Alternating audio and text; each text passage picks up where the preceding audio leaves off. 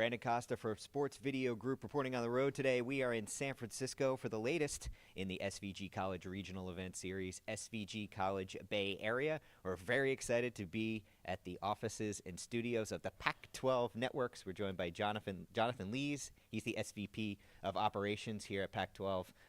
Jonathan, thanks a lot for letting us come by and being such a great host here today. Thanks a lot, Brandon. It was really terrific having you here.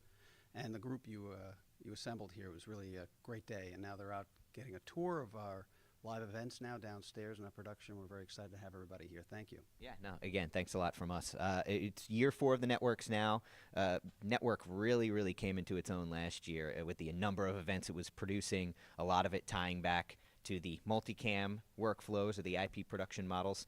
What's year 4 and the academic year been like for you guys so far? It's been a terrific launch. We actually have expanded our, we're locked in our 850 live events as we did last year, but we now increased the number of multicams that we're going to be producing this year to 350 from 277 last year.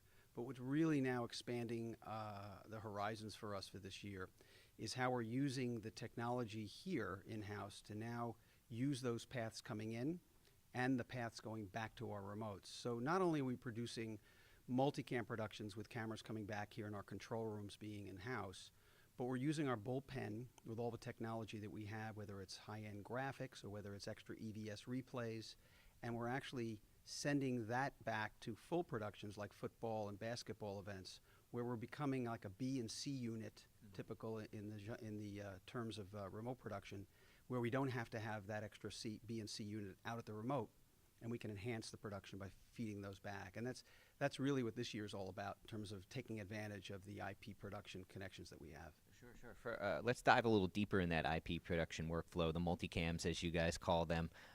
It's kind of sending shockwaves to the industry, what you guys are doing, and you've given a lot of presentations and sharing the expertise that you guys have formulated around this production model. What about it do you think makes it so impactful, and why do you think it's really capturing the attention of so many people in the video production industry? Well, it's kind of 2 or 3-fold. One, obviously, rights fees and costs of production escalate year over year. Technology costs money. Satellite uplinks, video paths cost a lot of money, as well as deploying a lot of people to remotes and travel expenses, and even in our challenge of finding television-centric and qualified people out in the remote areas that we may be. So what we're seeing is that not only in the savings of tens of thousands of dollars per event, we're actually getting now the industry to realize that the workflow is incredibly efficient, it's fast, and it allows you to utilize a lot of the investments you make in-house in one place to produce live events that could be anywhere around the country. And the thing that I think impressed me the most when I first talked to you about it is that there shouldn't be a misconception that this is somehow a compromise. This is a preferred method of production for you guys, the way you view it. This is our method of broadcast. We didn't set out. I mean, we obviously had the Internet 2 connection at all of our schools that we latched onto, but we realized that and at first we had either Vivix or satellite feeds coming back because a lot of our venues were not connected yet or not ready.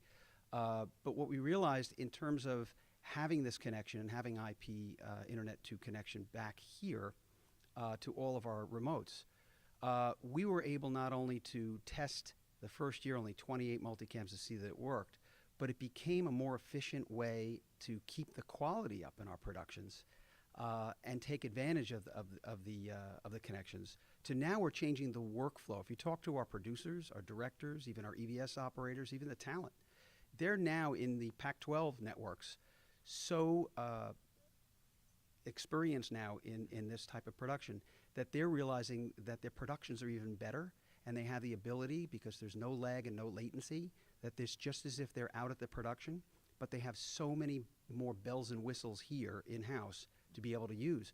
Where, for example, super slow-mo. I mean, we're going to begin to test super slow-mo where the super slow-mo guts are here as opposed to having to ship around a 500-pound back end other than the camera to all the events. We now use super slow-mo on huge events, and we keep that on a truck. But that truck can't do every event. So if we base a super slow-mo here, use the paths coming in and back, we're going to start testing that type of technology, which is really where our future is. Yeah, it's incredible stuff. And if you haven't read up or studied what Pac-12 is up to, it's really, really innovative. Lastly, basketball season's right around the corner, the winter sports season. Before you know it, it's 2016. Anything particular that you're excited for as you go through year 4 here and maybe look ahead to year 5? Well, basketball season's here. It overlaps with our college football season. It's a very heavy time now. We have our big full court Friday coming up on November 13th, where we're doing multiple games. We're doing as many 9 games that night, and we're using the enhancements here that we have more than we did last year. We're also planning the entire spring season comes out soon in terms of our schedule for the spring. Mm-hmm. We have our college basketball playoffs in women's up in Key Arena in Seattle, and the men's basketball at the MGM Grand. We keep experimenting. What we love about this network and our commitment to all these productions and our studio productions is that we encourage our technicians, our engineers, to be innovative and experiment, and we continue to do that with the support of our universities. Being owned by universities and being partners with our universities makes a whole difference because they support us, we support and enhance their telecasts, we give them more exposure. And the network so far has been incredibly successful that way, and we look forward to a tremendous year this year, and then again in our 5th year. We're only in our 4th year. Give us a couple of more years, we'll even innovate even more. Yeah, still babies, and you guys are rocking the house. All right, again, Jonathan, thanks a lot for letting us be here. Fantastic event. We really appreciate it. Thank you so much. It was great having you.